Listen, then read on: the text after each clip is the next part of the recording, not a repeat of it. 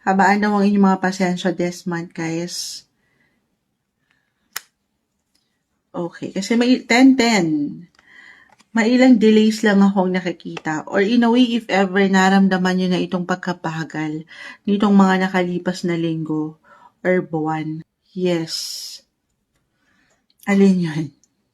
Meron mang difficulty, I feel for some na ano na to, naramdaman na. If ever meron kayong nakatensyon, everything is temporary, guys. Kung merong conflicts, kahit sa simpleng miscommunication sa isang tao, sitwasyon, claim natin na mas gagaan na yung situation, mas mapapagaan yung enerhiya ng bawat isa, kakalma, or maybe yun yung pinaka-advice, sabi ko nga, patience, more patience, Leo. Focus ka sa mga goal mo, huwag ka papaapekto sa ilang drama-rama na pwede niyong maramdaman this month. Go with the flow.